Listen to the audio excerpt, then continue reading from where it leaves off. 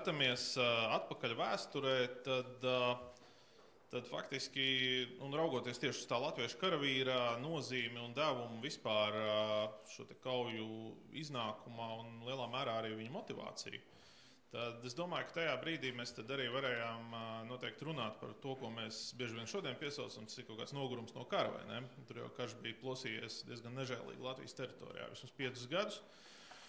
Tad, lai arī Latvijas valsts bija proklamēta, militāra konflikta šeit neapstājās. Kārli, varbūt sāksim tad ar tevi.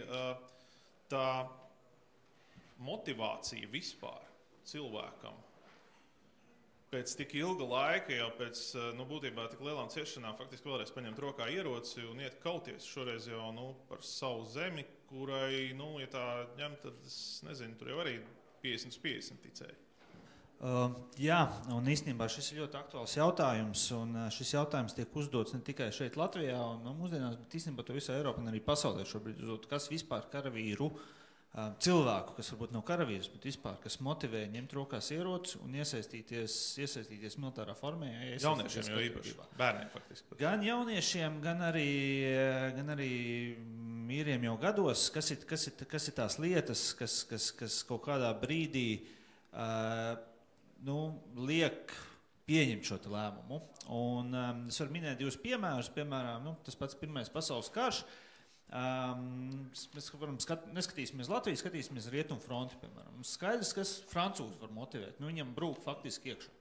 Kas motivē vācu karavīru? Viņam tur nacionālais romantisms, patriotisms pārējais. Brits. Līdzīgs stāsts. Varbūt mazliet tālāk, bet turpatās jāaizstāv savas impērijas vēlmes un vispārējais. Un tam mums ir 17. gads un amerikāņu karavīrs. Kā viņu dabūt uz Eiropu, kā dabūt šo brīvprātīgo?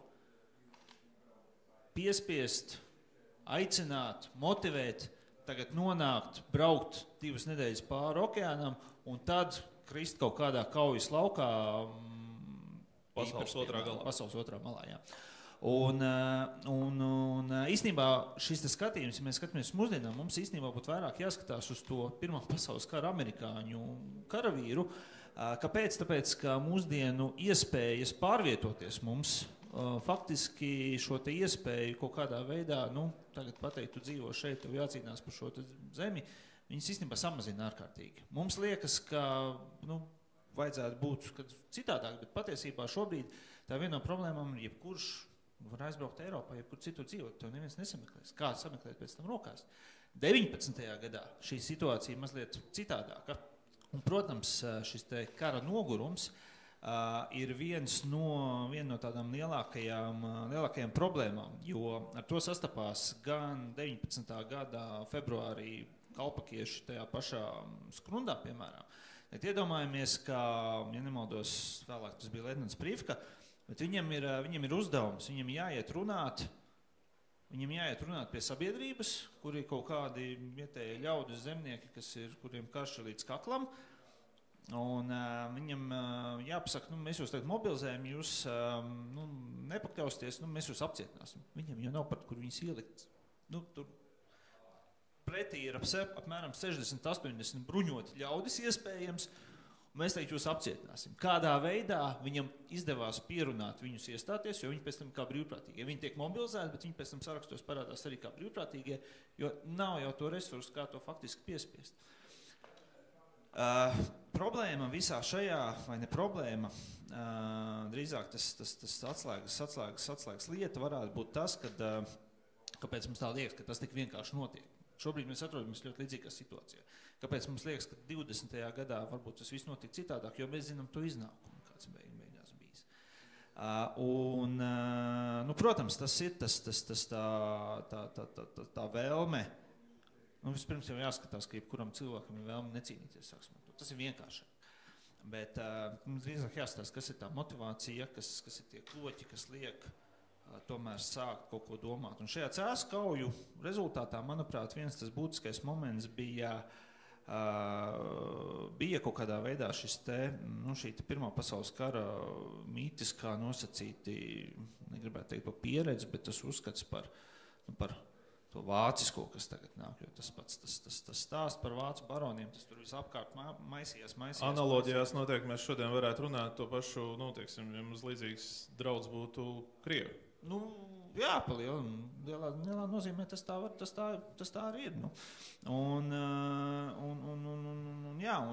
tas iespējams šajā brīdī, bet arī mēs varam redzēt to pašu skatījumu, kad tāpat Cēsu pulka skolnieku rota slavenā, kas atnāca uz Cēsīm, naktī saņēma ieroču, no rīta aizgāja uz Līvu pagastnam pusi. Tur varbūt kaut kāds jaunības romantisms nosacīt kaut kādā veidā ir, bet tur jau bija arī tie pārējie, kas tur apkārt, kas tas ir, tā teikt, atvērts jautājums, kas tad varētu būt motivēt. Bet tā valsts griba, kā bijušais prezidents Levits ir teicis, un valstiskuma apziņa, ja mēs tā skatāmies, tad Latvijas valsts jau bija proklamēta, gāja tur tos pirmos gadus kā pa celmiem.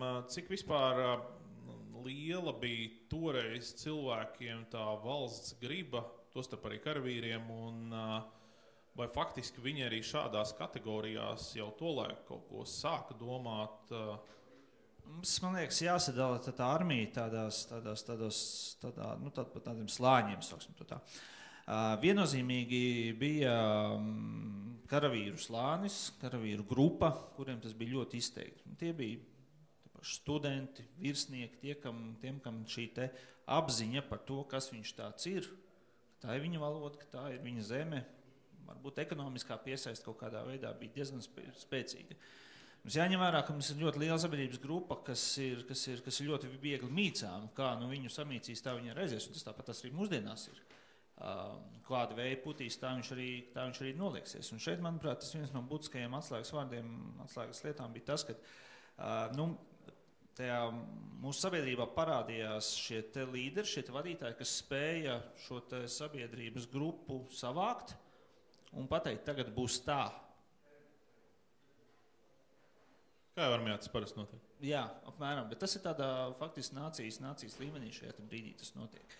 Jo, ja tas nenotiek, tad tā sabiedrība izplūst. To mēs varam redzēt tajā pašā 19. gada sākumā, kad visas jukas notiekās ar atkāpšanos tur uz Liepāju, kur ir kaut vai tas pats Kalpaks, kam izdodās šo te pamazām savākt šo te grupu izveidot. To mēs varam redzēt šeit nosacīt kaut kādos momentos, bet tas uzskats par to, ka Latvija proklamēta un tam līdzīgi reāli valsts sāk funkcionēt 10. jūlijā. Jo tad ir teritorija, Rīga, tad ir zeme kaut kāda brīva, kur nav neviens cits, un reāli valsts var sākt funkcionēt. Līdz tam 4 kvadrātmetru kaīte uz kuģis ar atomu. Tad tava tēze ir tāda, ka būtībā faktiski caur virsnieku, caur karavīru dzimst valsts praktiskā nozīmē. Virsnieks karavīrs tas, kas to spēja novest varbūt ļoti skaidrā veidā, jo cilvēki, mēs mūsdienās esam pieraduši ļoti daudz runāt par dažādu caur puķiem, sauksim to tā. Bet viena, man liekas, tāda no globālām problēmām ir, ka mēs bieži vien nespējam pateikt vienkārši ļoti vienkārši lietas, ļoti vienkāršiem vārdiem. Es negribu teikt vienkāršiem vārdiem tā, ka es gribēju teikt nesarežģīti, lai cilvēkam ir skaidrs, ko tad viņam darīt, ko no viņa grib. Jo mūsdienās, manuprāt, ir tā viena no lietām arī, ar ko mēs bieži sastāpamies, kad mēs ļoti sarežģām tādas elementāras lietas, un beigās tas gala rezultāts ir, ka ļaudis vienkārši, ko man tagad ar to iesākt visu. Tad es arī pārējos kungus gribu iesaistīt sarunā Cēsu skolnieku rota un tās sniegums kaujas laukā, kā Kārlis teica, iepriekšējā vakarā saņēma ieročus, pēc tam nākamajā dienā jau būtībā uz frontes līniju. Bet tur arī bija apakšā noteikti gan šī, ko Kārlis teica, motivācija, gan arī cīņas spars, labi, jaunības maksimālisms varbūt, bet tomēr, ja mēs tā paskatāmies, vai faktiski arī uz to tālāko jau valsts veidošanās procesu, kas tad arī, pēc doktora Dambīša teiktā noslēdzās jau tad tā praktiski jau tīri šajā 10. jūlijā, vai var teikt faktiski, kad valsts veidojās un rodas tieši pamatā no šo te jauno cilvēku apziņas, jau šo te vērtību pārņemšanas un ieviešanas dzīvē praktiski. Tā, kurš?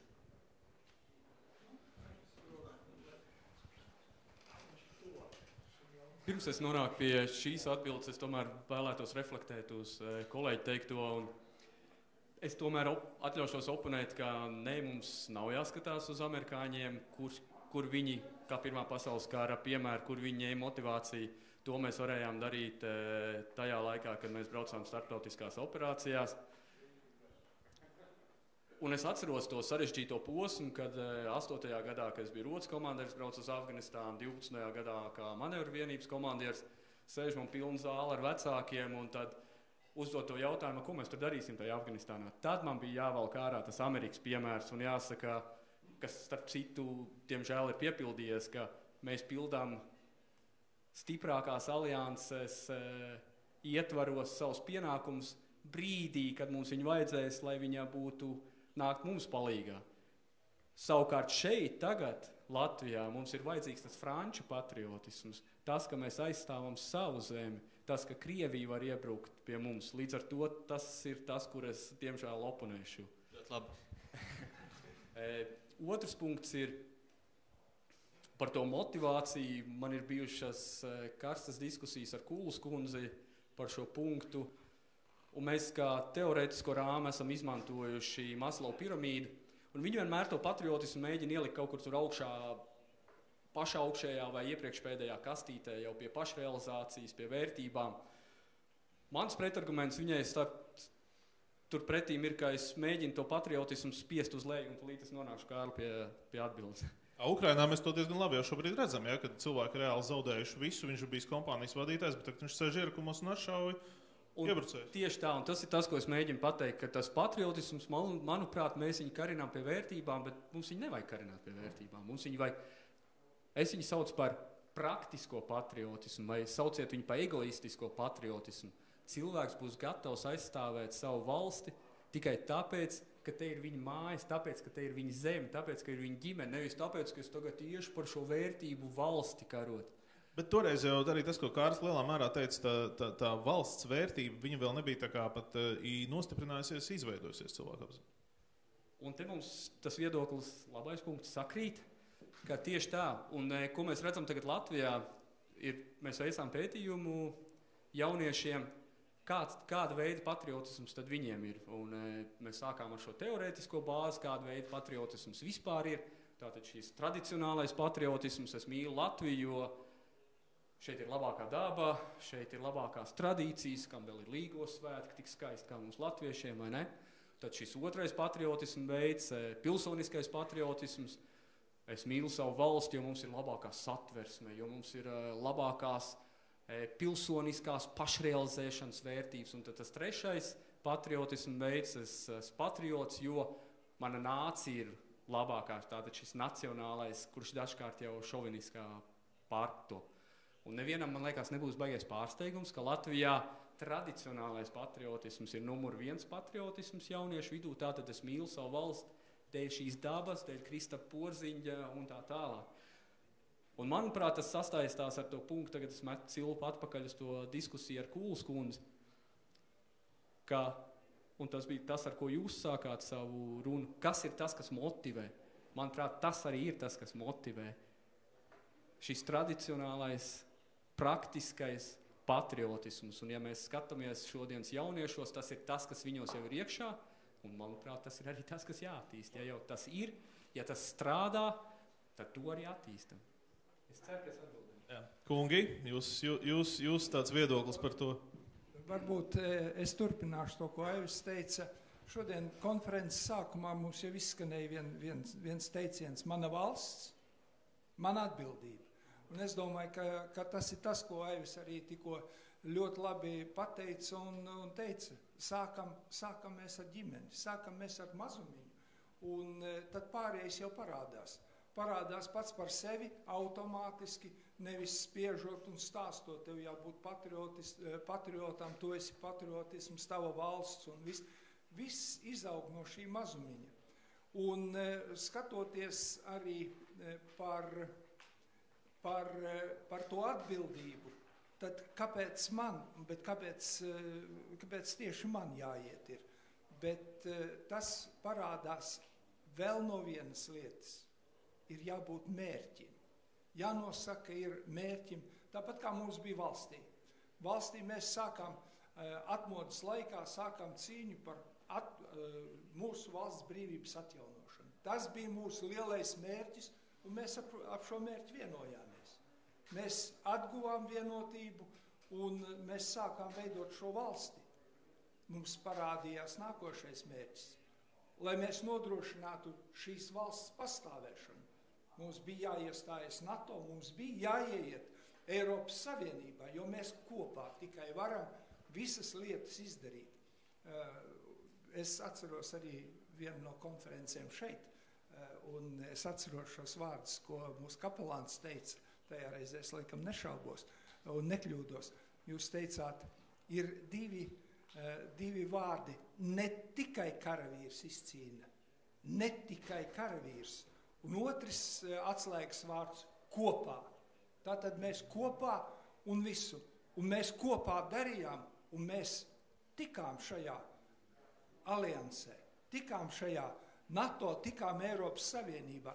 Nav nekāds noslēpums, ka Zviedrijas vēstnieks 93. gadā atnākot uz aizsardzības ministriju, es domāju, ka citās ministrijās arī runājot ar mums, viņi jau smējās.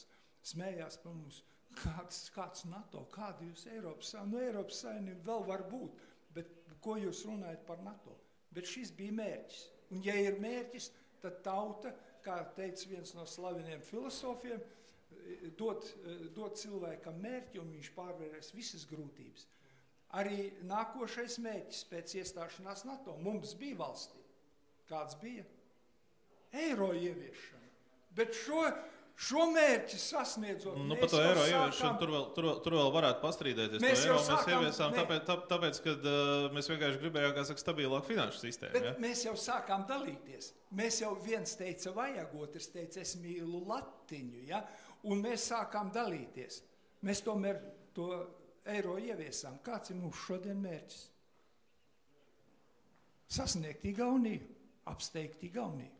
Es domāju, ka tas nav mērķis. Lai Krievijas sabrūk vairāk. Drīzāk te varētu teikt. Jā, drīzāk varētu to teikt, jā. Kapelāna kungs, bet atgriežoties tomēr pie tās jaunatnes nozīmes, un te arī noteikti gribēšu kaut kādu kāri komentāru, vai var uzskatīt, ka jaunatne tieši ir tie lāpneši faktiski šādos procesos? Es teiktu jā un nē, jauniešiem vienmēr pieder kaut kādā mērā iniciatīva, drosme, romantisms iet un ko sasniegt, taču jaunieši, lai viņi varētu iet un nest, viņu devumam ir jābūt kādam, teiksim, pamatam un fonam, jo arī patriotisms nerodas tukšā telpā un vidē. Līdz ar to, piemēram, pieminot vienu no darbiem, kādiem mums jābūt, ko es sarakstījis, tā bija kapteinis, Kontrolskrālā pulkveža leitnants, viņš apraksta tādu vispusēju audzināšanu, piederības apziņu, atbildību, pienākumu, visas tās kvalitātes, kuras tam jaunietim ieliek šūpulī viņa vecāki vispirms, un es teiktu, ka valsts aizsardzība to arī viceadmirāļkungs jau minēja, ka tieši tā arī es redzu savos bērnos audzināšanu šo pienākumu, jo, ja pienāk kāds brīdis, kad valsts ir apdraudēta un viņiem ir jāpaņem rokās ierocis, tad ir ļoti svarīgi, ka viņas sirds un prāts ir iejausti, iesakņota tajā piederības apziņā, jā, objektīvā skatījumā uz valsti, tās vēsturi, tās sasniegumiem, tās trūkumiem, bet lai viņš saprot arī, kas jau tika izteikts, ka viņš cīnīsies par savu ģimeni, un arī karavīriem vienmēr atgādina, ka viņa svarīgākā vienība vienmēr ir viņa ģimene, un tikpat svarīgi ir viņa biedru atbalsts, un tas viss kopā ir tādā ļoti holistiskā saustā veidā jāredz. Arī ar jauniešiem par viņiem domāt, es teiktu, ka tas vienmēr ir piemērs. Un te atkal šī saruna varētu tālāk virzīties pie tā, ka audzināšana tas ir tāds mūža uzdevums, gan bērnībā, vēlāk, ja jaunieci izvēlas kļūt par daļu no jaunsardzes, vēlāk par instruktoru vai virsnieku vai vienkārši kareivis kļūt, tas viss turpinās. Mēs visi to pastāvīgi darām. Un noslēdzot, gribu teikt, ka tā ir atbildība visiem. Skolā, jebkurā kontekstā, vēstures kontekstā. Paldies, ka šī konferences noteikti par to var runāt. Un visā teiksim tā, sabiedrības dažādos kontekstos un slāņos. Un manuprāt, ka to ir aizvien vairāk jāakcentē. Tādēļ, ka tad, kad pienāk lietot, teiksim tā, pārbaudījuma brīdis, tad sirds un prāts noteiks, vai tu būsi īstā vietā, bet lai tā sirds un prāts būtu īstajā vietā, tad šis cilvēks ir ļoti atbilstoši, veselīgi, īsti, cieņpilni, mīloši jāaudzina. Es nelietošu vārdu mācīt, apzināt, jautāt, tas ir kāds process, kas notiek caur piemēru. Un tas piemērs, tad ir tā atbildība mums visiem, tika akcentēts man Latvija, man atbildība, tad šī atbildība prasa katru brīdi domāt, kā mana ikdienas dzīve un mans redzējums, mans piemērs, mana rīcība, mani darbi, ne vārdi, ja, un tā tālāk. Bet paldies, kungi, par labām domām, kuras jau tika izteikts. Kaplānam nedrīkst dot mikrofonu, jūs ziniet, kā tas ir.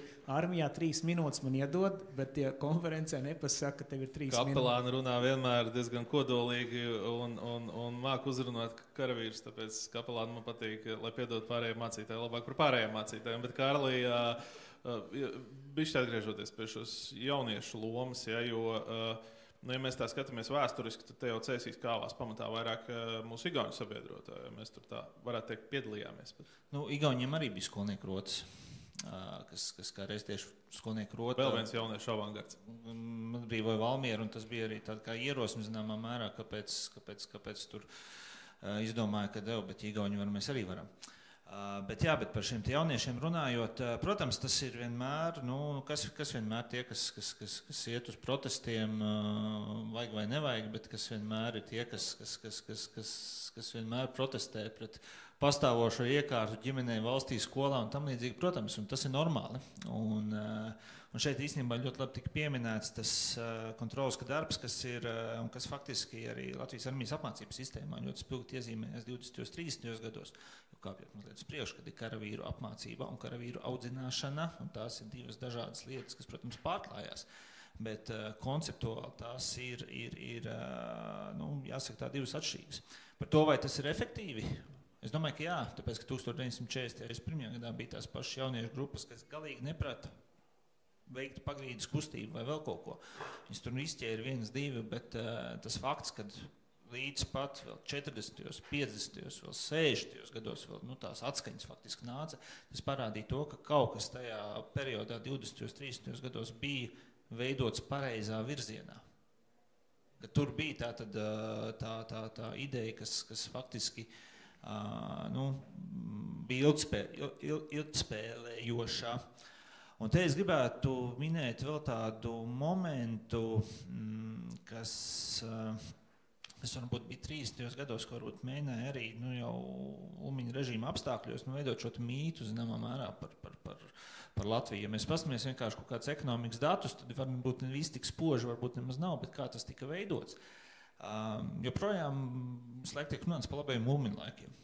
Ārmalnieku vēsturi neviens laikam nav lasījis. Tur, ja mēs paskatāmies ekonomiku un visu pārējo, tas tik vienkārši nav. Bet tāpat laikā tādā sabiedrības apziņā tas visu laiku tika veidots, tika uzturēts. Viņš nevis tika veidots, viņš pats producējās jau pēc tam vēlākajos gados. Un ja mēs sākam skatīties pēc tam griezumā, kas tad to ved arī tālāk, tad tas ir tas īstenībā laika. Tie, kas dzimuši 20. 30. gados, viņi arī tālāk bieži vien to arī aiznesa.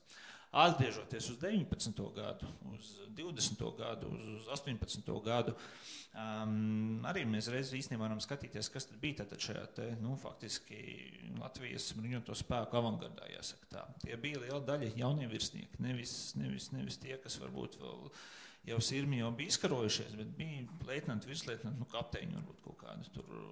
Tas pats daļa no viņiem bija sākuši Pirmo pasaules karu, vēl kā jauni virsnieki nokļuvuši Vācu gūstā, tikai 18. gadā tika izlaist ārā un atgriezās tas pats Balodas, piemēram. Tālāk skolnieki. Mēs runājam vienmēr par Cēspulku skolnieku rotu, bet mums bija Rīgas skolnieku rotu, piemēram. Mēs runājam par šo pašu studentu rotu, kas tur vēlāk izauga pa bataljonu, kas arī faktiski, tur brīvprātīgi piespiedu kārtā, bet šeit cilvēki tur tika brīvprātīgi iestājās, dažus piespiedu iestāties. Tāpēc, ka, protams, neizgrib karot. Bet kas tad faktiski, ko mēs varam redzēt? Skolnieki, studenti. Kā es jau minēju, nosacīts tātad šis te, zināmā mērā, avangards, kas ir. Tas bija sākotnējais kodols. Un, ja ir kodols, tad jau tā kustība aiziet maz pamazām arī uz priekšu. Un tad mēs pārlecam vēsturē jau tālāk. Ir te jau pieminētā šīs pati jaunieši, jaunas vērtības, kas bija armijā, vērtības, kas tiek ieaudzinātas ģimenē, patriotisms, mana Latvija, mana atbildība. Mums bija aizvadīti brīnišķīgi 20 gadi neatkarīgajā Latvijā. Gribētos domāt, ka šīm vērtībām arī vajadzēja jau tā teikt nobāzēties sabiedrībā. Protams, ir autoritārisms, protams, ir citas problēmas, ja, bet un tad pienāk 1940. gads. Mēs redzam, ka šie politiskie lēmumi ir absolūti atžgārni. Tagad, paldies bijušajam prezidentam Vējonim, tur ir kļūdu labojums jau laicīgi izdarīts. Gan tā brīža Latvijas armijas virsnieki, instruktoru karavīri, gan sabiedrība kopumā, kurai jau vajadzēja, teiksim, tā nest šīs vērtības, principā, es teiktu, neizdarīja neko. Kur bija izsavienojums un kur bija kļūda šajā te vērtību izpratnē, tad jau jāsaka tā. Kas, principā, noveda mūs tur, ar ko mēs te 50 gadus saskārāmies. Un vēl aizvien, ar kurās sekām saskaramies. Kurš būs pirmais? Jūs pareizi teicāt, prezidenta Vējona laikā tika izmainīta mūsu likumdošana. Mums tagad katram virsniekam, jebkurā savā pozīcijā. Es pat teiktu, katram karavīram, zemesargam arī. Un katram karavīram ir tiesības, nevis tiesības, bet pienākums, negaidot nekādu politisko lēmumu aizstāvēt savu valsti. Un tas ir tas, kas netika izdarīts 41. gadā, kad prezidents tā laika teica, es palieku savai vietā, jūs paliekat savā vietā. Tas vairs neatkārtosies. Bet jāsaka tā, veidojot jau jauno laiku bruņotos spēkus, karaspēku vienībās jau šis princips sāka tikt pielietots. Piemēram, mēs jau līdz šai dienai vēl nesam noslēguši līgumu, robežlīgumu ar Lietuvu. Jūras robežas mums ar Lietuvu līdz šai dienai nav, jo mēs nevaram nekā vienoties par to līniju, vai viņi iestāv vai tā, jo tur varētu būt, ka ir nafta kaut kur. Ja? Bet divi jūras spēku komandieri tajā laikā teica tā, līdz šai līnijai sargā un kontrolē jūru Latvija, līdz šai līnijai Lietuva. Tajā trīsstūrī abas valstis kopā. Tātad mēs dubultojām savu valstu aizsardzību. To virsnieki uz vietas savos amatos pieņēma, tas notika. Un jāsaka tā, paldies Dievam, šodien šī kļūda ir labota, un tas vairs neatkārtosies. Tajā pašā laikā, ko jūs teicāt, mums ir jālepojās ar šodienas virsniekiem. Šodien mēs esam izauguši, jūs teicāt arī sākumā, tā laika bruņoto spēku vadību sāka uzņemties jauni virsnieki. Jaunie virsnieki sāka uzņemties pēc maza perioda, kad izveidojās valsts. Un mums šodien ir pirmā iesaukuma virsnieki, kuri Mālpilī sāka 91. gada beigās mācīties, ir Andis Dilāns, 2 ģenerāļu zvaigznes viņam ir, Ainārs Ozoliņš, 1 ģenerāļu zvaigzne, arī līdz tādam izauguši ir. Un ar šiem mūsu virsniekiem, jaunajiem virsniekiem, kurus gatavo mūsu aizsardzības akadēmija, lepojamies. Visa Latvija un mūsu virsnieki pieprasīti jebkurā operācijā, jebkura valsts lūdz latviešu karavīrus piedalīties viņu vadītajās operācijās. Tas ir pareizi, un es domāju, ka šī izglītības sistēma un izglītības metodas, kādas notiek, tas ir ļoti, ļoti svarīgi. Un mums tā vai citādi Latvijā ir izdevies. Jā, bet kur toreiz bija kļūda? Kurš kāds? Turpināšu tad par 40. gadu. Sāksim ar to, ka mēs nevaram atraut Latviju no kopējās situācijas Baltijā. Tāds pats lēmums bija Lietuvā, tāds pats lēmums bija Igaunijā. Un, protams, bija vairāk gadījumi, kad karaspēka apakšvienības tā kā virzīja uz to, kad varētu sākt šo pretošanos. Un arī kopumā 1940. gada 17. jūnijā bija tā zemais starts, lai varētu, lietojot tā laika terminu, iziet kara gājienā. Bet tātad šis pieņēmums, ka tātad uzticība pavēlēja, beigās mēs redzam. Mums ir cits piemērs, kas tātad Somija, kur bija šis lēmums. Bet tur mums jāņeskatās kontekstā, ka, piemēram, Baltija kā tāda bija izolēta faktiski. 1940. gada jūnijā mūsu galvenais sabiedrotājs Lielbritānija un Francija mums varēja palīdzēt faktiski neko, jo tajās dienās krita vienkārši Parīze.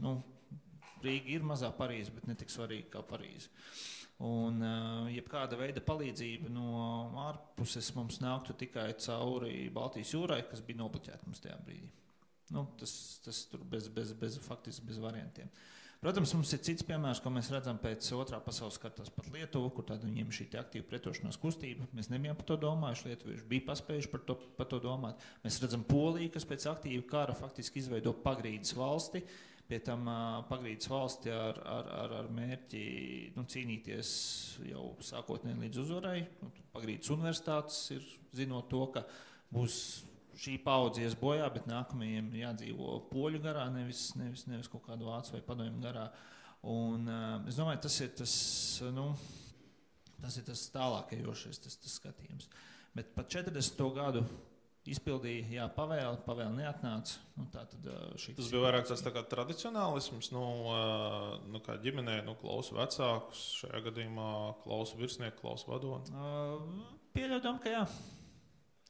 Pārējos 2 runātājus grib iesaistīt. Pirms mēs pēc tam dosim vārdu arī un jautājumu arī auditorijai, bet kā ir šobrīd īsti, vai mums pašiem jau atjaunotās valsts neatkarības gadiem ir kaut kā izdevies šai sabiedrībai iedēstīt tās vērtības, ka tomēr mūsu valsts mūsu atbildība, kā viceadmirāļa kungs teica, un vai mūsu valsts mūsu atbildība arī nozīmē to, ka tā jaunatne, kas ir šobrīd, ka tā faktiski vajadzības gadījumā arī būtu gatava ņemt ieročus, neskatoties to, ko viņš šobrīd runā.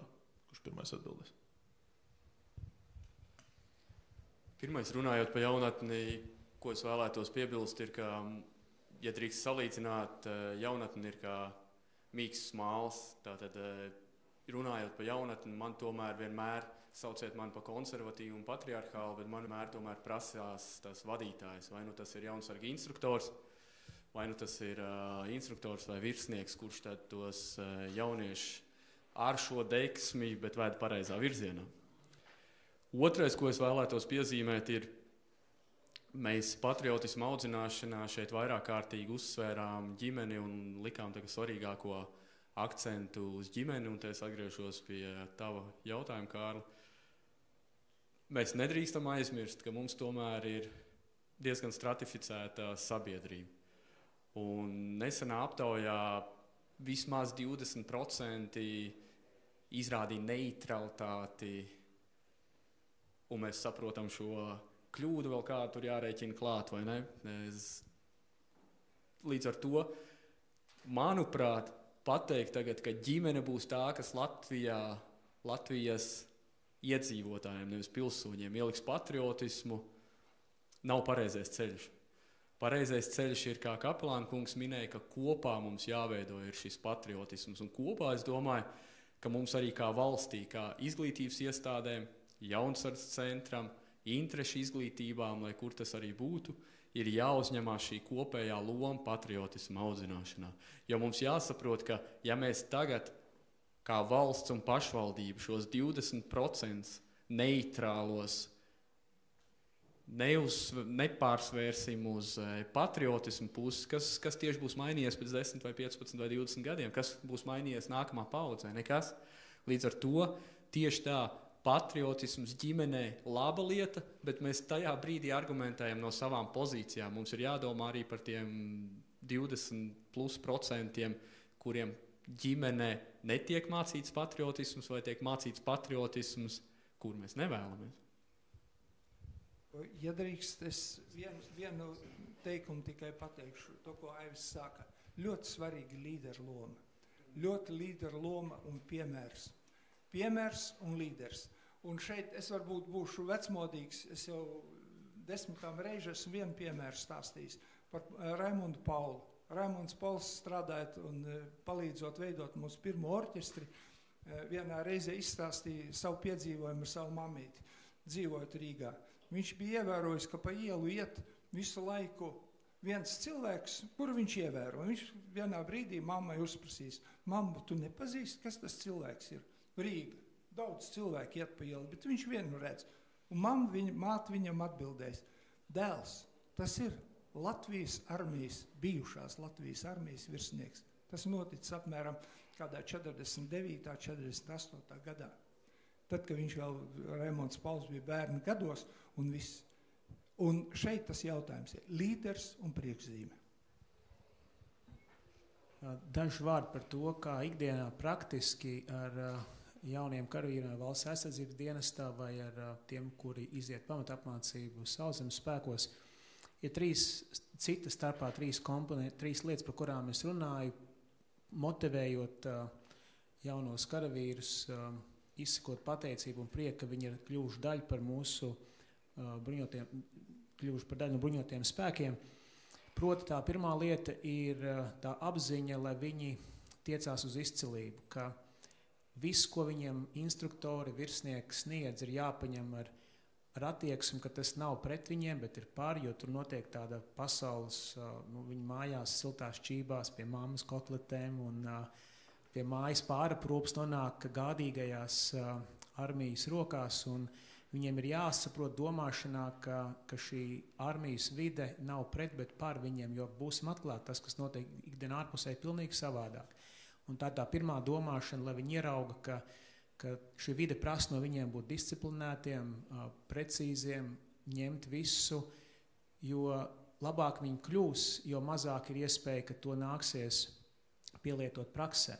Jo sliktāk mēs būsim, jo lielāka iespēja, ka ar to nāksies kaut ko darīt. Tā pirmā lieta, un tur nāk daudz cits domas. Tā otra lieta ir, ja nu tomēr tas pirmais šāviens atskanēs, un mums būs jāpild tas, ko esam mācīti darīt, tad es izmantoju tēzi no rakstiem, kas saka, ka baiļu nav mīlestībā. Tad tas spēks jaro tajā brīdī domās par to, ka tas arī izskanēja šodien, ka tas, ko tu mīli, tavu ģimeni, tavas mājas, iespējams, ka tur situācija politiski būs nestabila, daudz kas būs nestabils, daudz kas būs neskaidrs, bet šī apziņa, ka man ir par ko rūpēties un gādāt, un arī manā galvā ir šīs domas, tad, kad mani brīnišķīgie kolēģi, kuri ļauj man kopā ar viņiem kādas lietas darīt, tad, kad man ir grūti, tad es domāju par tiem, kurus es mīlu, tas man ļauj iet nākamo soli, vēl nākamo un izdarīt vairāk nekā es pats tajā brīdī spēju.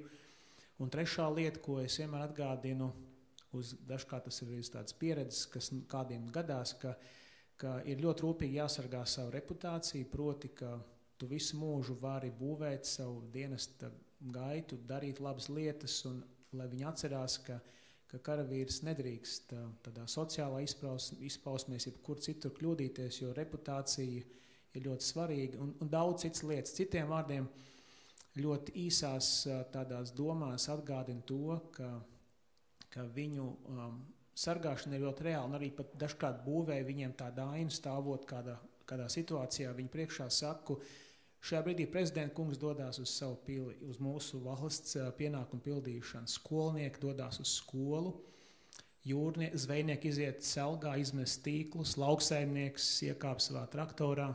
Katrs vēsturnieki dara savu brīnišķīgo darbu. Visi mēs darām kaut ko, un viņi tajā brīdī to var darīt, tāpēc, ka arī jūs esat savā vietā. Un tad iedot šo misijas apziņu, šo lielo bildi, ka viņi ierauga, ka tā valsts sargāšana un drošība ir kaut kas lielāks nekā tā brīža uzdevums, uguns un kustība, piemēram. Nu tā. Jā, te kolēģis arī gribēja reflektēt par šo te cēsu skolnieku rotu. Bet nu tā pārāk neaizraujamies, mums te vēl ir jautājumi, ko apspriest. Māris Niklas, Cēspulks skolnieku rotas, viens no karoga tradīcijas atjaunotājiem. Man tas gods 1988. gadā bija tikties ar 3 vēl pēdējiem skolnieku rotas karavīriem, kas tobrīd bija dzīvi. Un es viņiem jautāju, kāpēc jūs iestājaties skolnieku rotā? Cēsnieki atbildēja, tie, kas no tātad 70 bija valmierieši un 38 bija cēsnieki. Viens no tiem bija izdzīvošais cēsnieks, teica tā. Mums bija tāds skaists tilts pār Gauju, tepat, jā. Bet bolševiki atkāpjoties viņu uzspridzināja, un tas mēs no tilta... Personīgs iemesls uzreiz. Jā, uzreiz, vai ne? Bet te viceadmirāls runāja par to piemēru. Valmieriešiem atkal, redz, tie Vīlanda skolnieku rota, tā tomēr ne tikai sargāja noliktavas, bet arī nedaudz karoja pie Talbes. Un tā, ka viņi ienāca Valmierā, tad Valmieras puišiem atkārā žoklis. Stāju formās, vai ne, un reiz stājās. Un tad vēl pavisam tādu bēdīgu notikumu. 93-gadīgais Imants Priedītis, kas tepat 13 km attālumā dzīvo, 14 gadu vecumā iestājās kopā ar brālis 18-gadīgs, iesauts leģionā. Bet es Imantam prasu, tev kāds patriotisms? Nē, man tāds niknums pret 3 krieviem. Manu tēvu 41. gadā, paspējuši bija iznīcināt, vai ne? Un viņš aizgāja līdz savam brālim leģionā. Tiesa gan tikai par lādētāju bija lielgabalam, bet izdzīvoja, vai ne? Tas ir piemērs, vai ne?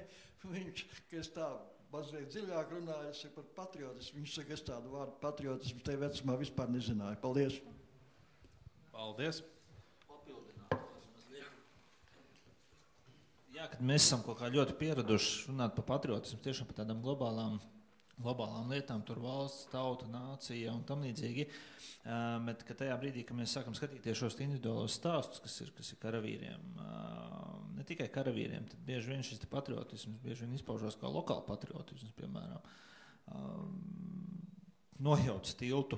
Latgalē baigs, starp citu, šitais ir, Sēliens, tur man liekas, Latgales pusē, ārpus pilsētām, es zinu, tur ir riktīgs nacionālisms. Tas ir tas, kas ir lai teiksim, kas var kaut kādā veidā nostrādāt. Nevienmēr tas var arī pozitīvi nostrādāt, to arī jāņem vērā, un jāņem arī vērā to, ka ir bijušas arī indikācijas, ka, teiksim, to arī nedraudzīgie spēki izmanto, teiksim, šādu te Moldorajā nokrāsotais uzraksts, piemēram, kas ir lokāla patriotismu parāda, piemēram, bet tas nav tā, ka tikai vienpusēji var strādāt. Bet tas ir viens no tiem elementiem, kas viennozīmīgi var būt motivējošais tāds moments. Tad, es domāju, iesim tālāk par motivatoriem un patriotismu un karavīra lomu šodien. Un te jau mēs uzreiz varam piesaukt 2 gadus, tas ir 2014. un 2022. gads. Mēs redzējām, ka 2014. gadā vismaz Zemesardzē bija šis pirmais pieplūdums. Es domāju, tev Jansardzē noteikti arī bija tas pats līdzīgi. Un tad 22. gads, kur būtībā jau mēs gandrīz sasniedzām to NBS izvirzīto mērķi par to, ka mums ir vajadzīgi 12,000 zemesargu. Nu, labi, mums ir 10 kapekām, bet vēl pāris gadi, cerams mēs šo mērķi nospraustu arī piepildīsim. Un te es gribētu vaicāt šajā gadījumā, Kārli, tev nevis kā vēsturniekam, bet jau arī leitnanta kungam. Tu ikdienā faktiski strādā ar šiem zemesargiem. Ja? Vismaz mūsu bataljonā, cik daudz tad tur ir tādus, ko mēs varētu likt kategorijā kā jauniešus, un kur ir tādi drīzāk, teiksim, tā un mana, un varbūt vēl vecāka gadagājuma cilvēki, kas arī citu ir pietiekoši daudz. Pievienojušies. Ja? Ar ko viņi faktiski ienāca iekšā pa vārtiem? 14. gadu īstenībā ļoti labi varēja atcerēties, jo mums kā reiz sanāca būt tajā brīdī kā instruktoriem vairākām šīm jaunajām plūsmām, kas nāca iekšā. Un viens no momentiem, ko ļoti uzkrītoši varēja redzēt, ka, tā, kad tu pārsvarā runā cilvēkiem, kāpēc tu gribi iestāties zemesardzē vai negribi iestāties, kas tev traucē iestāties zemesardzē, tur sāks tur darbs, ģimene un vispārējais. Tas, kas sāk stāties 14. gadā, tie bija 35+. Pārsvarā viņi nodibinājuši jau savas ģimenes, jau stabili savā darbā. Un es to tā vienkārši varēju aprakstīt. Viņiem ir ko zaudēt.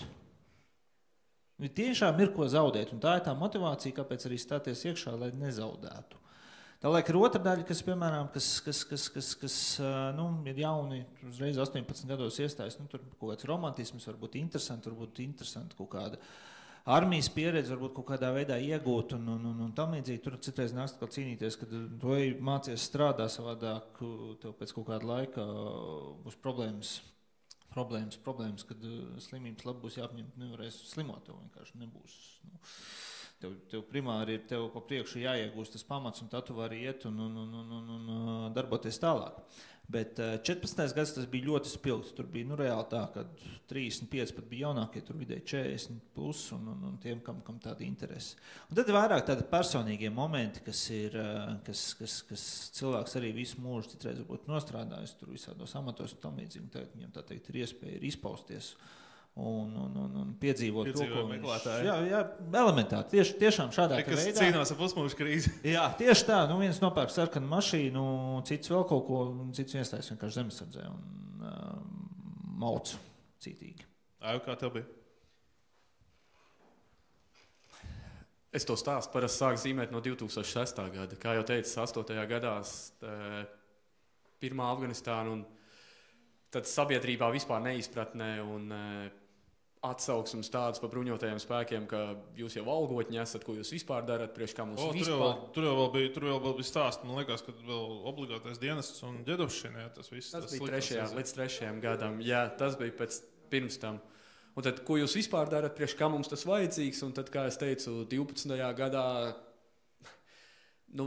kad 60% man noticēja, ka ja mums vajadzēs to NATO, tad viņi te būs. Tāpēc mums ir jābrauc uz to Afganistānu, un tāpēc mums tur krīt arī dažreiz karavīri, un tāpēc mēs tur braucam tajās operācijās. 18. gadā, 8. gads bija pirmais, kas nedaudz pamodināja daļu sabiedrības.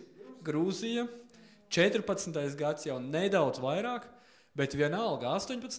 gadā, kad mēs sākām domāt par valsts aizsardzības mācību, vienalga vēl tā pretestība sabiedrībā bija diezgan liela. Un jau tad ar Pļaviņu kungu es braukāju uz Ukrainu un stāstījām to stāstu par Ukrainu, un vienalga bija tā uztver tāda sabiedrībā, liels daļas sabiedrībā, nevispārina, atvainojos.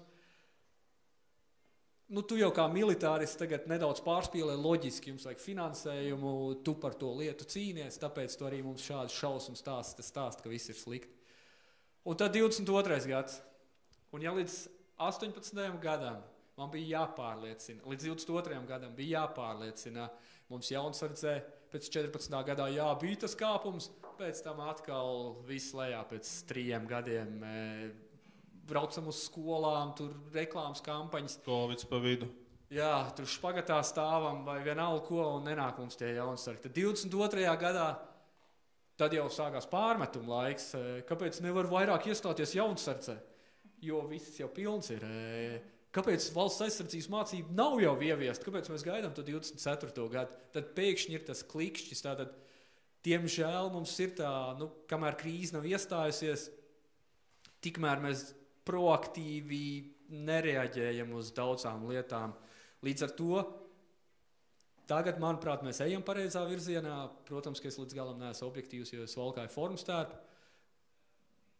Bet kā jau mēs tai diskusijai visu dienu cauri skan, ka tu nevarēsi tās pārējās lietas, ja nav aizsardzība, tu nevarēsi pārējās lietas būvēt, ja tev nebūs valsts drošībā. Līdz ar to, manuprāt, tagad esam beidzot uz pareizā ceļa, un es vēl provocēšu nedaudz noslēgumā pasakot, ka ja šo brīdi mēs neizmantosim, ja šī nebūs mūsu latviešu 4.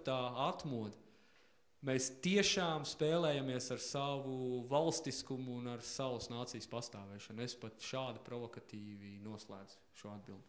Pietiekoši provokatīvi. Par to mēs parunāsim nedaudz vēlāk, bet bišķi atgriežoties tomēr vēl pie tevis, tad, ja tu paskaties faktiski, kā tu varētu noraksturot arī to pašu bērnu, kas nāk jaunsardzē, tur viņam ikdienā strādā. Ja? Tu teici, pēc 14. gada tur bija pieplūdums. Pieņem, ka tagad arī ir. Kas ir tas pamatdzinuls faktiski, kas sēž viņos iekšā, kāpēc viņi grib nākt pie tevis? Labi, es pieņemu, viens ir tāpēc, ka man tur draugi iet, ja? Otrs tāpēc, ka vienkārši interesanti, ja? Bet vai tur ir arī kaut kas tāds, tas ko mēs gribam ar tevi varbūt dzirdēt un pārējie, ja? ka man nav viena alga? Tev kā pēc žurnālistu karjeras vajadzētu kļūt par politiķi, jo tu uzdod jautājumu un ietver atbildi jau iekšā. Tad tu nosauc jau pirmās 2 lietas. Pirmais, un tas bija, ja godīgi, man tas bija pārsteigums. Es to trešo gribu dzirdēt, kā tur ir nomērīt to temperatūru. Man tas bija pārsteigums. Mēs veicām aptauju, ja nemaldos, 18. gadā. Pirmais, kāpēc nāk uz jaunsardzi, tāpēc, ka man draugi ir jaunsardzē. Mutvārdu folklora aiziet riņķī. Draugam patīk. Man arī tikko draugam forumu iedeva, kad es tikšu pie forumu stārta. Viņš pat neprasa, kas man būs jāmācās, kas būs jādara. Pirmais ir draugi pateic. Otrais ir, viņi nenāk tāpēc, ka ir baigie patrioti, bet tāpēc, ka ir piedzīvojumi gars. Un trešais, un kas man liekas pats interesantākais, ka viņi nenāk tāpēc, ka ir patrioti, bet kad viņi ir vismaz 4 gadus bijis jaunsardzē, viņi definē sev kā patriots. Un kas ir tas interesantais, un te es pirmī teicu, ka diezgan patriarchāli pieeja dažām lietām, tad šeit ir tā atgriezeniskā saite un apgāž to mūsu patriarchālismu, ka mēs redzam, ka jaunsardze tiešām strādā kā patriotisma iedibinātājs. Piemērs no Daugavpils, jaunsarga ģimene nerunā latviski. 18. novembrī nav svinējuši līdz šim. Jaunietis jaunsardzē 2 gadus uzdod vecākiem mājās jautājumu, kāpēc mēs nesvinām 18. novembri. Man jaunsarga instruktors teica, ka tā to darot. Vecāki saka, jā, kāpēc nesvinām. Tātad mēs redzam, pirmkārt, ko mēs redzam, ka jā, mēs ieliekam tās vērtības. Otro, ko mēs redzam, ka nevis tikai šī saikne, patriotisms strādā ģimene jaunietis virzienā, bet arī jaunietis ģimene virzienā. Un šeit vēl 2 teikumi, tad es beidzu. Ko mēs tagad redzam? Mēs īstenībā redzam to, kas Vācijā notika 60. gados. To es secinu, privātais novērojums, nav veikts pētījums par to, ka jauniešiem, it sevišķi, man bija pārunas ar Daugavpils jauniešiem, ka viņiem ģimenē ir tagad tāds ģimenes konflikts, ka jaunieši sasniedzot 18-20 gadu vecumu pārstāv valstisks intereses, savukārt viņu vecāki nepārstāv valstisks intereses. Ja? Jā, un tad ir šīs paudžu konflikts, un manuprāt, kā jau teicu, šis ir tas brīdis, kad mēs beidzot varam saliedēt mūsu iedzīvotājus un aizvest pareizā virzienā. Bišķi, atgriežoties pie tā Daugavpils jauniešu, tu teici, viņi nesvinēja 18. novembri Daugavpilī, jo tur svin, man liekas, viens otrs citus svētkus. Jā, viņi bija tā pārējā ģimene bija arī to aktīvu citus svētkus svinētāji. Protams, 9. mājas tur visu šitā. Tik dziļi mēs šajā intervijā negājām un nejautājām, kuras svētkus tā mājās svin. Bet man liekas, šis piemērs jau daudz ko izsaka. Pirmkārt, kā jau teicu, ka var ielikt tās vērtības, tātad tas ir mīts, ka jūs tur tikai runājat. Nē, tas beigās materializējās. Pirmkārt un otrkārt, arī caur to jaunieti mēs varam veidot to paudzi, kur mēs sakam, tur jau norakstīti ir. Nē, varam arī viņus mainīt. Un ja nevaram, tad vismaz šo jauno paudzi valstiskā virzienā pārliecīt. Labi stāsti no Zemesardzes. Gribu papildināt mazliet par to Jaunasardzes nozīmi, kas man arī tāds novērojums radies strādājot arī akadēmijā kadetiem un arī tāpatās arī Jaunasardzes redzot. Ārkārtīgi būtiski tas, ka Jaunasardze, viņai jābūt ir visur, pat vietās un miestos, kur nav nekas cits. Ja ir tā Jaunasardzes grupa, tad tā ir tā vieta, kas to jaunieti īstenībā pietur pie tās vietas, kas viņu savāc savā tajā grupā. Jo pretējā gadījumā tad viņš meklēs cita veida, teiksim, šīs izklaides un iespējas, kaut vai aizbrauks projām no turienes. Jo mums ir arī vairāk piemēru, kur ir skaidri redzams, nesaukšu apdzīvot vietu vārdā, bet var redzēt, ka visi slikti, bet ir Jaunasardzes vienība, kas faktiski šos cilvēkus izvelk ārā. Un šeit es tomēr to personisko šo patosu tomēr iemetīšu. Katrai labai rumanai arī jābūt patosam iekšā, vai ne?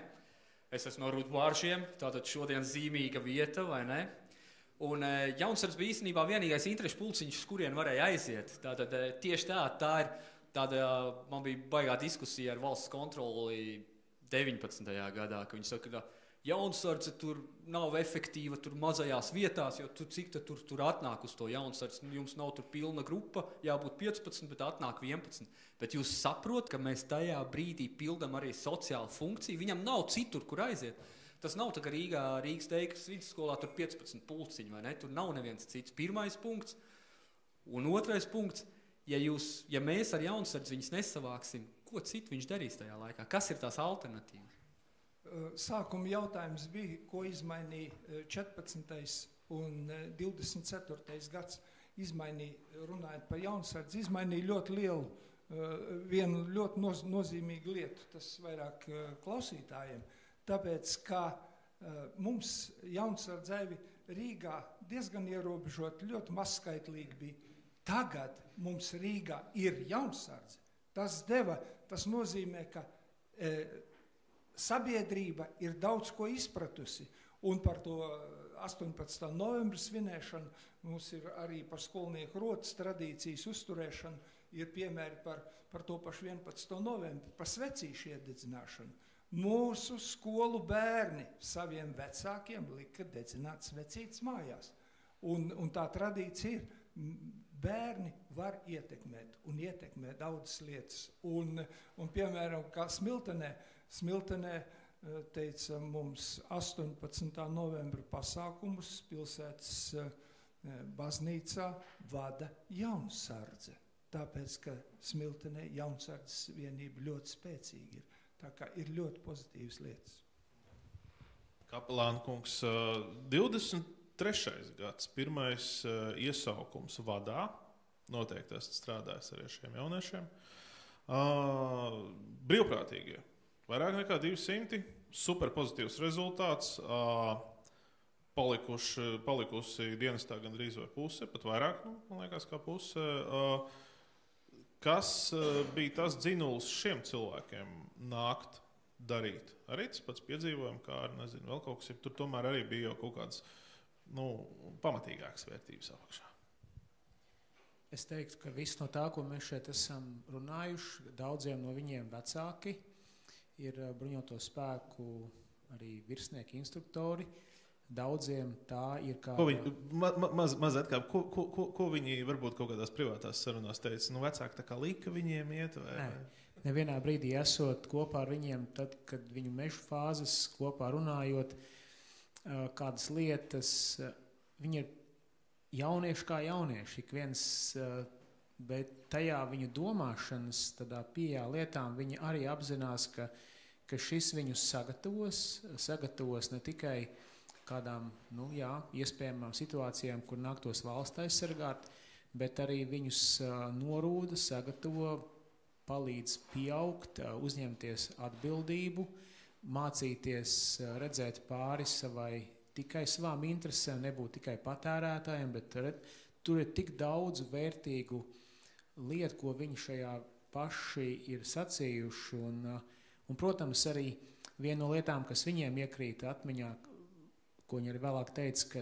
tāda tēze, ko es saku, arī tad, kad gribās padoties vai rakstīt kaut kādu dokumentu, labi, viņi tur nekur aiziet īsti nevar vairs, bet es viņiem saku, ja šodien būs tā diena, kad tu padosies, kura būs tā diena, kad tu nepadosies, un es neteiktu, neviens man nav dzīve, jā, tur kāds varbūt jaunietis ir pēc tam domājis, vai viņš nav pārsteidzies, es negribu visu detaļas, arī kaplāns nedrīkst atklāt visu, ko viņš patiesībā nedrīkst, bet sabiedrībai būtu jāzina, ka par šo grupu runājot, tur ir brīnišķīgi kolēģi, kuri mums, jā, šobrīd atpakaļ daudz civilajā dzīvē, daudz palikuši ir, bet man bija liels gandarījums un prieks tos mirkļus viņiem kopā pavadīt, ne tikai es, bet arī citu vienību kapelāni, jo Sauszemes spēkos mūs ir vairāk, un katrs ar savu daļu viņiem tiekās un darbojas.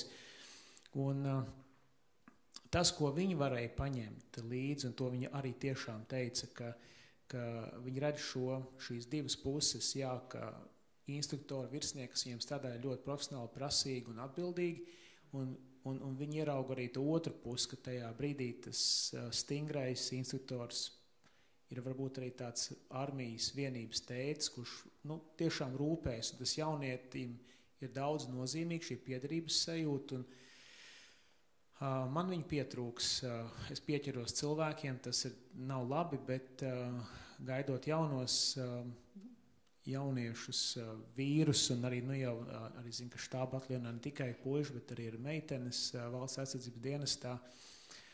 Gribu teikt, ka tiešām piekrītot, ka mūsu valsts ir izdarījusi pareizi lēmumu, jo manā ģimenē arī ir vairāk puiši, zēni, dēli, un katrs no viņiem arī pasauli redz nedaudz atšķirīgi, bet es redzu, ka viņi arī, viens no viņiem vecākais, viņš man teica tā, kad ir pabeigšu jūras akadēmiju, tad es 11 mēnešus gribu iet valsts aizsardzības dienestā, un tā kā, ko es varu teikt vecākiem, nebaidieties savus bērnus, jauniešus iedrošināt, izmantot. Un kāpēc es paņēmu mikrofonu, nebija dēļ jūsu jautājumu, bet šajās dienās un mēnešos pavadot kādu laiku Nacionālās aizsardzības akadēmijā, es patīkami biju pārsteigts satiekot savus kādreizējos skolniekus no Cēsu pirmās pamatskolas, ar kuriem varēja runāt par vispār dzīves vērtībām, pasniedzot vienu no priekšmetiem, kādiem vienkārši ikdienā esot kopā kaut kādās sportiskās, līdzējot savam dēlam,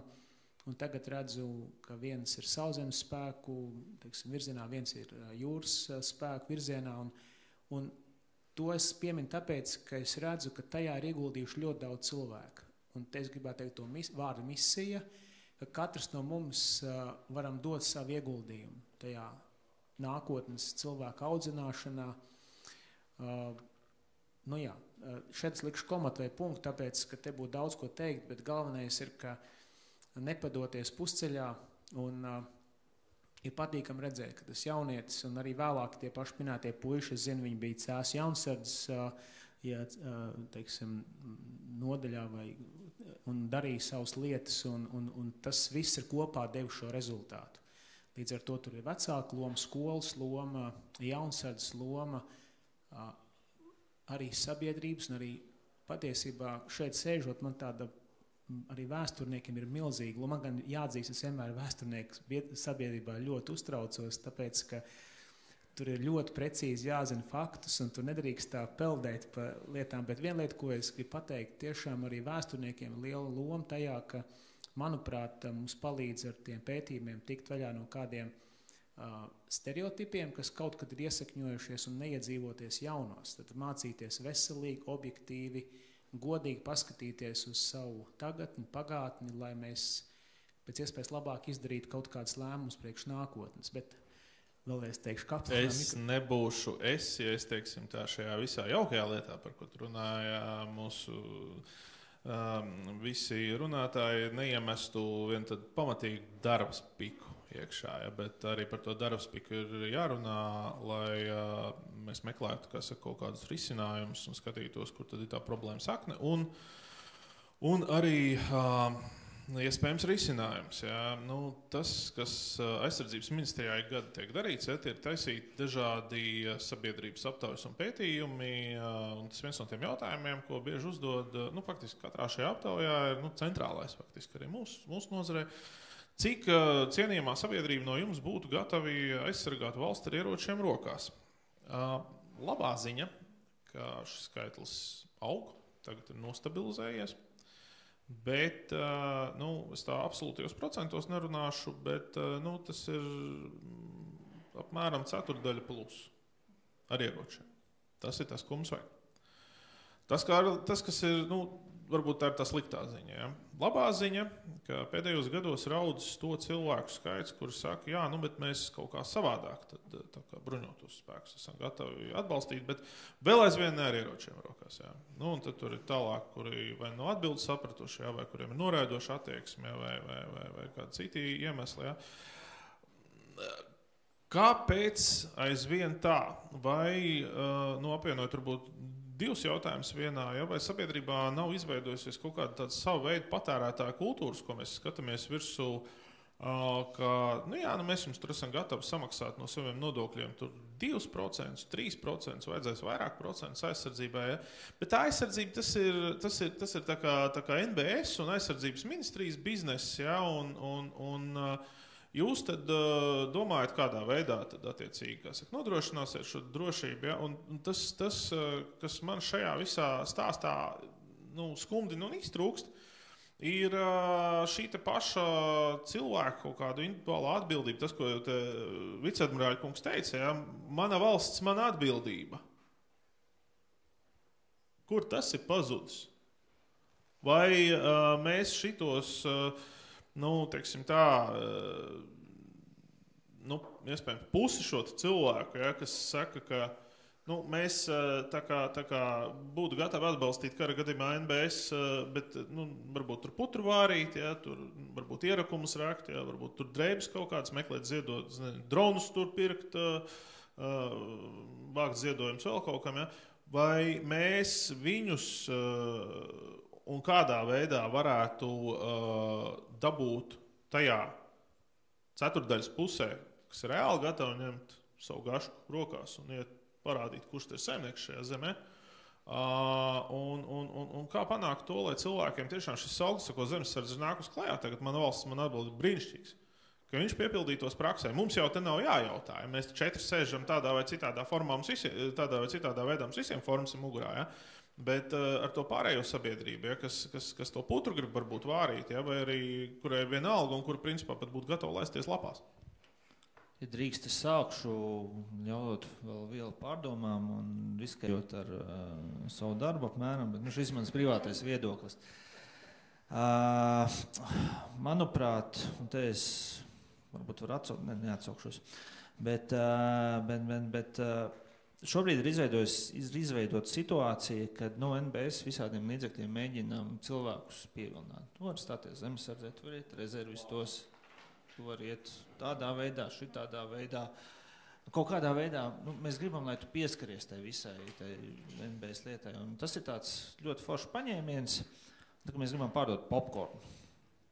Bet šis nav popkorns. Un patiesībā uz ko konceptuāli, manuprāt, ir jāsaprot, ka tātad ir valsts aizsardzība, tā ir mana atbildība. Tā ir katra atbildība. Tu gribi vai tu negribi, bet tā ir tava atbildība. Un šeit mums jārunā par šo pašu valsts aizsardzības dienestu, jo obligāto dienestu, kas faktiski būtu tiešām visaptveroši. Un tur nav vienkārši, ka tev ir variants tāds. Nē, tev ir 11 mēneši, un pēc tam ir variants izvēlēties turpināt vai neturpināt. Ļoti vienkārši pārskatāms veids. Kur ir problēma, protams, kas jau tagad arī saskarās ar šo te visu. Un patiesībā tas varbūt nav risināms tikai mūsu valsts iekšienē, tas vispār visas Eiropas Savienības iekšienē. Mūsu brīvās robežas, viens grib braukt uz turieni, mācīties, un mēs jau nevaram aizliegt. Šeit ir atkal nākamais jautājums. Kāpēc Spānijam vajag braukt karot, piemēram, uz šeieni? Kas ir tā lieta, kāpēc mūsu cilvēks var braukt uz turieni mācīties, un tagad viņu karavīram brīvprātīgi mobilizētiem, bet viņiem būs jābrauc kaut kur šeieni dienēt. Tas arī gluži nav pareizi. Man tāds uzskats, bet es tā domāju, ka Tuvākajos gados mēs nonāksim pie tā, ka šāda lieta kā obligātais dienests būs visās valstīs. Un līdzīgi tā kā 30. gados, ja tu vēlies saglabāt pilsoņa privilēģijas, un mums ir diezgan daudz privilēģiju, kā dzīvojot Eiropas Savienībā valstīs, tad tev šī lieta vienkārši tev jāizdara, ja ne tev vienkārši meklēs rokās. Tev meklēs rokās un vienkārši noņem pilsonību. Tā 30. gados reāli. Burtiski arhīvā gāja cauri veselai čupai lietām, kur tātad šādā veidā tas tika darīts. Nedienēja, ir attaisnojums derīgs, nav derīgs. Paldies uz liekšļietu ministriju lietas izskatīšanai. Tā tas, diemžēl, mēs līdz šim brīdim, līdz 22. gadam esam tā, pievilinoši, bet šobrīd situācija mainījusies. Un tas ir vissmagākais, jo mums jāspēj mainīt savas domas, mums jāspēj pieiet no tās negribīgās puses, no tās spaidu puses, kas nav nekas labs. Te es gribu atkal minēt otru piemēru, kas bija, tas, kas bija obligātais dienas, kas bija bijis, tā briesma, kas tur bija. Šobrīd man arī sanāca strādāt ar valsts aizsardzības dienestu karavīriem, un ļoti labi, ka mums tas iepriekšējais obligātā dienestu veids bija izbeidzies, jo viņi šobrīd nezina ne vispār, kas ir ģedošana, paldies Dievam, vispārējais. Nav vienkārši tā lieta ir kancelēta, izslēgta, un ir, ja šādā veidā kvalitatīvi turpina šo apmācību, tas ir ļoti labi. Otra lieta, kas parādās, piemēram, te parādījās arī, tur negrib cīnīties, tur ierodas rokās, viss ļoti labi, alternatīvais dienests. Es esmu redzējis alternatīvo dienestu, kā tas ir citās valstīs izpaudies. Pie mums savulaik uz okupācijas muzeja brauc no Austrijas, 3 stundas dienā laikam kaut ko tur darīt apmēram. Jāsaprot, ka alternatīvais dienests arī ir dienests, un šajā gadījumā labi skaidrs, nav ierodas rokā, bet mums ir civilā aizsardzība, mums ir ugunsdzēsēji, mums ir vesela virkne. Es nerunāju šajā gadījumā par policiju kā tādu, bet es runāju tieši par šīm palīgu lietām, kur arī dienests kā tāds var būt 11 mēneši un tiek apgūtas tiešām būtiskās lietas, bet bez tā militārā varbūt faktora. Protams, tas maksās dārgi, tas prasīs daudz resursus, bet, ja mēs gribam beigās izveidot šādu, par ko visu laiku tiek runāts visaptverošu valsts aizsardzību, tad, jābeidz ir kaut ko tur kaut kas tā, kaut kas šitā, kaut kas šitā, vienkārši gan ministrija, gan arī NBS vienkārši paši sarežģi sev dzīvi šādā veidā, veidojot miljonus kaut kādas iespējas. Ir vienkārši ļoti vienam skaidram plānam jābūt un pēc tā arī jāiet. Tas arī atrisinās šo visu. Manā skatījumā viens no iemesliem tam ir, kāds bija jautājums, iemesls ir tam, ka ar šo jautājumu pārsvarā nodarbojas bruņotie spēki un aizsardzības ministrija. Šis nevar būt resoru jautājums. Šis jautājums ir visas valsts struktūru jautājums, sākot ar valsts augstāko politisko vadību un, beidzot arī tām ieinteresētām institūcijām, kā ir bruņotie spēki un aizsardzības ministrija. Diemžēl mēs šodien saskaramies ar to, ka mēs, it kā cīnamies vieni paši. Nākošais lielākais spēlētājs būtu izglītības ministrija. Un tāpat runājot par šo pašu valsts aizsardzības mācību, kurš skolotājs skolās būs, ja tas ir izglītības ministrijas obligātais priekšmets, bet realizētājs ir bruņotie spēki. Redziet, šeit pašā jau jautājumā jau ir ielikts tas, ka mums par šo jautājumu jāstrādā visai valstī. Tad arī būs citāds rezultāts. Es savu atbildi sadalīšu 3 daļās. Pirmais, to rokas granātu, kur tu tikko iemet, man liekas, nemaz nav tik jaudīga, kā tu viņu pasniedzi. Šīs dienas laikā mēs dzirdējām, ka no Kalpaka pāris vīriem neatkarības karā tad izauga šie bruņotie spēki līdz 80,000. Tad paskatāmies šodien, 30% ir tie, kas ir gatavi karot, 600,000. Tas ir maz. Un vēl tad pār pa 600,000, kas ir gatavi savādāk atbalstīt, tas ir maz. 1,5 miljonus gandrīz. Tātad pirmais mana pretēze jums. Man tā ir nozīme tāpatās. Jā, pirmā pretēze pārvēršot to absolūtos skaitļos, tā dara uz pika, man nemaz tik rūgta nemaz vairs neizskatās. Otrais, mums visiem jāsaprot, ka bruņotie spēki socioloģijā ir tāds termins kā totālā institūcija, jeb totālā organizācija. Ko tas nozīmē? Tas nozīmē, ka nav exit options, nav iespējas izstāties. Kā kapelāns jau devu mājienu. Tu esi it kā brīvprātīgi atnācis uz vadu, bet uzrakstīt tagad, ka, piedodiet vīru, es pārdomāju, pēc 3 nedēļām es braukšu atpakaļ, nav tev tādas opcijas. Un tieši tāpatās arī šeit, protams, runājot par motivāciju, ar ko mēs sākām šo diskusiju, protams, ka ir labāk, kad es tur eju jaku rauju pušu un es eju aizstāvēt savu dzimteni, jo man tas ir patriotisms, man tā ir pārliecība. Tur tikai vienmēr jāskatās, ka viņi bišķi vienmēr no tiem ierakumiem jāvēlk atpakaļ, vai ne? Jo mums militārā vēsture liecina to, ka vislielākie kritušo skaits ir tieši šādās vienībās, kuri ar tām emocijām bez prāta skrien uz priekšu. Tātad, un turpinot šo ideju par totālo organizāciju, kāda ir bruņotie spēki, tev jau nebūs varianti. Vai nu tu sēdīsi Liepājas cietumā, vai nu tu iesi karot. Un, protams, ka te ir tas otrais variants, šie būs vienmēr jāstum uz priekšu tie, kas bez tās pārliecības iet. Un te atkal viens militārais pētījums, bet beigās tais ierakumos jau viņi satiekās. Tas patriots ar to, kas ir piespiedu kārtā. Un tas, kas ir pierādījies no 2. pasaules kara pētījumiem, ka beigās tu nekaro pa valsti, ģimene ar tu neesi 2 gadus redzējis, kur tava zeme vai māja ir, tu nemaz īsti nezini, jo tu esi frontējas laika bijis, beigās tu karo pa to savu cīņu biedri. Līdz ar to arī šo problēmu tad es baigo nesaskatu, un visi tie, kas man stāsta, es kaut kur braukšu projām, es neiešu karot, tad tu neesi sapratis, kā darbojās bruņotie spēki. Un tad noslēgumā, tur es pievienošos kolēģi tēzei, arī riskējot ar varbūt kaut kādu kritiku pēc tam. Manuprāt, šo krīzi, kas sākās 22. gadā, mēs pietiekoši spēcīgi Latvijā neizmantojām. Mums vajadzēja šo realitātes sajūtu, kāda ir Ukrainā, un viņa ir barga. Mums viņu nevajadzēja mīkstināt ar NATO saukļiem, ka nesatraucieties, viss ir kārtībā, NATO mūs aizstāv. Nē, mums pašiem sevi ir johaidī jāaizstāv. Un es taču, ka gaidu 10. klasē, es taču neteicu, ka ja tu man tulīt piedraudēs, es tur čomam iešu un pateikšu no 12. klases vienalga, viņš man kaut kur var noķert skrūnā uz tā sielas. Man pašam vispirmām kārtām ir jāiet un jātrenējās un jātiek ar viņu galā. Čoms, ka man ir stiprāks, tas ir labi, bet primāri jau man pašam ir jātiek galā. Un tā ir tā ideja, man liekas, ko mēs tomēr nedaudz palaidām, nomīkstinājām par daudz.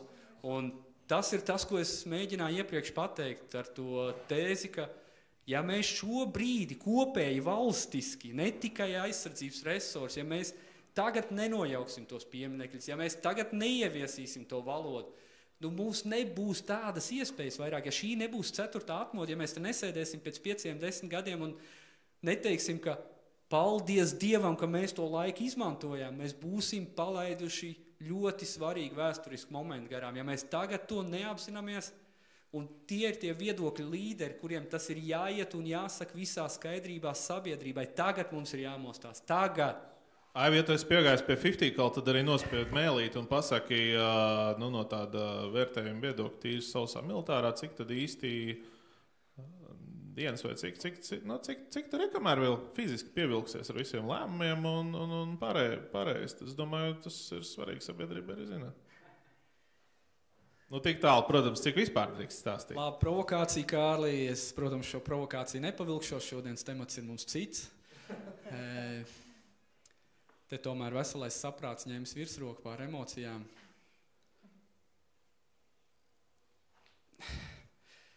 Es domāju, ka mums būsim līdzīgā situācijā, kāda bija 2. pasaules karā. Es mēģināšu nedaudz politiski un diplomātiski atbildēt šo jautājumu. Tie, kas man vienmēr saka, ka viņi kaut kur muksē, un pareizi Valdu Kuzminu nesen te redzēju, Valds Kuzmins vienā intervijā teica, ka jums jāmūk šodien, es pievienojos viņu vārdiem. Tajā brīdī, ka būs kara stāvoklis, nekur jūs neaizmuksiet, jo Baltijas jūra vēstur, ko mums saka, bloķēta. Reku ir Valds. Baltijas jūra bloķēta, gaisa telpa, skatāmies, kas ir Ukrainā, bloķēta, un kur ir, to nesaka es, to saka Amerikas kolēģi, Kara izpētes institūta Suvalku koridors. Tad uz kurien jūs muksiet? Tātad Suvalku koridors būs tas, kas tiks pārauts. Un tad visticamāk tas bloķēšana notiks uz Polijas pusi, tātad uz dienvidiem, un uzbrukums no dienvidiem augšā uz Igauniju, nu jau laikam arī uz Somiju. Tātad, nekas cits neatliek kā pūst viņus ārā. Tieši tā, un tad mēs atgriežamies, ko kapelāns jau teica, nu kurā pusē, kāds pilsonis tu tajā brīdī gribi būt?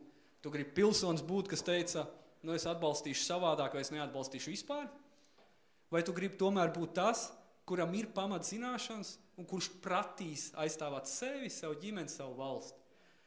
Pirmais mans pretjautājums. Otrais, ja kāds vēl lolo cerības pēc Harkivas bombardēšanas, kurā 90% ir krievi, tātad vairāk nekā mūsu Daugavpilī, ja kādam ir vēl ilūzijas, ka es taču te visu laiku aizstāvēju Krieviju. Tie, kas strīdās ar saviem bērniem Daugavpilī. Jā, un jūs tagad mani pasargāsiet, jo es jau visu laiku biju jūsu pusē. Nu taču palasiet, kas notiek Ukrainā. Nu nē, nevienu vairs nešķiros. Līdz ar to, tad saliekot visus šos faktus, labi ne faktus, pieņēmumus, bet, manuprāt, diezgan pamatots pieņēmumus, saliekot šo pa plauktiņiem. Nu, dārgie pilsoņi, nu nav citu variantu, kā iet uz to zemesardzi. Nu, nav citu variantu. Kas notiek ar valsts aizsardzības dienestu, un vai tur arī parādās tagad, nu ir zināms, ka nākamajā gadā būs šis te iesaukums. Arī gājis kā pa celmiem mums ir.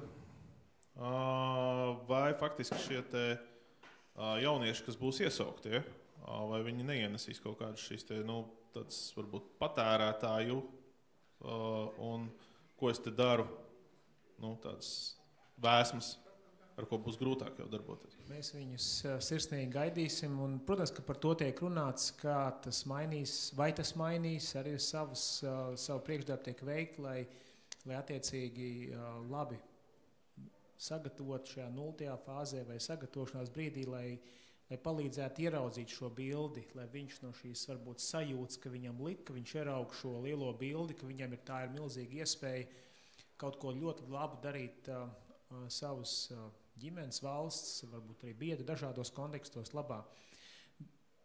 Tāda doma pie tā, kas jau tika diskutēta vēl proti arī par tiem, kuri gribot, bet nevarēs aiziet fiziski ar ieročiem karot, viņiem joprojām katram būs milzīga loma, jo pretinieks viens no veidiem, kā viņš grib sakaut, protams, informatīvajā telpā, un katram ir jāsargā savu prātu un sirdi, jo arī puišiem un meitenēm, kur noteiktā fronts līnijā darīs savus uzdevumus, ir būtiski svarīgi, ka nekur Latvijas teritorijā vietējā sabiedrība nesaka vārdus, vai ir vērts cīnīties, priekš kam ir vērts, bet ir šī sajūta, mēs visi kopā, kāda fiziska fronts līnijā, kāda visu citu, lai atbalstītu, tā kā mūsu valsts aizsardzība jau faktiski arī notiek katra prātā un sirdī ikdienas tajā telpā, kā mēs analizējam informāciju, kā mēs viņu, protams, pēc tam ar viņu strādāt, jo jau šobrīd,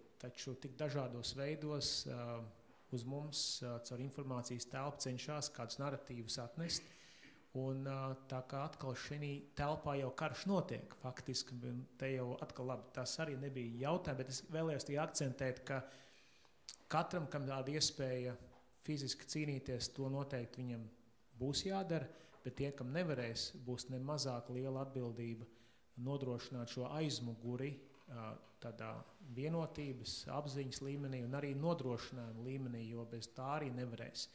Tad nodrošināt būs ļoti svarīgi un daudz citas lietas. Un mēs nekad neesam domājuši, arī tīri valodnieci, mums ir aizsardzības ministrija, mums nav uzbrukuma ministrija, līdz ar to aizsardzības... Vēsturiski jau mums bija kara ministrija. Jā, nu, bet šobrīd ja tika pieminēts 600,000 vai cik, tad aizsardzības operācijās, un Kaplāns nebūs tas, kurš varbūt vislabāk to izstāstīs, bet tas ir milzīgs spēks, lai daudz lielāks spēkus atturētu šeit kaut ko darīt. Nu tā kā sargāsim savu prātu un sirdi un dzīvosim.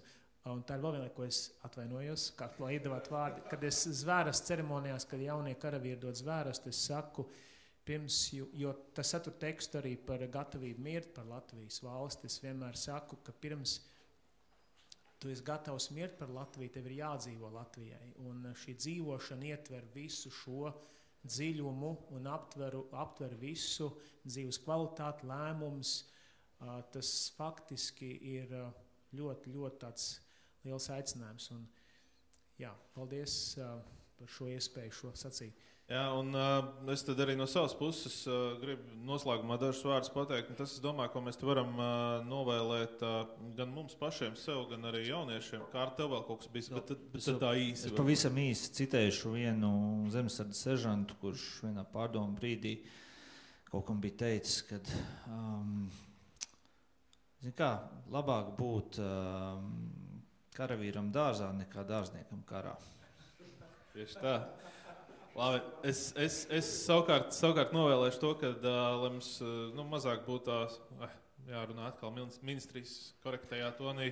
Atlas pēc nejaušības principa jātais iesaucot karavīrus, ja, un lai tas cēsu skolnieku rotas un mūsu studentu bataljonu trakums, lai nāk līdz arī tā jaunatnē tādā labā nozīmē, un lai beidzot tā jaunatne tad arī sāka mācīt tos savus vecākus svinēt to 18. novembru, nevis tur kaut kādus citus svētkus Daugavpilī arī. Lūk, teikšu paldies mūsu runātājiem. Aizsardzības akadēmiju pārstāvē doktors un arī leitnants Kārlis Dambītis, ģenerāļu klubu viceadmirālis Gaidis Andrejs Zēbots. Sauszemes spēkus mums pārstāvēja kapelāns, kapteinis Jākabs Dzērve un Jaunsaras centra pulkovedis Airs Mirbaks. Paldies jums visiem, ka izturējāt mūsu runas plūdus, varētu runāt noteikti vēl un vēl, bet jā, man jau te rāda, ka pietiek. Paldies!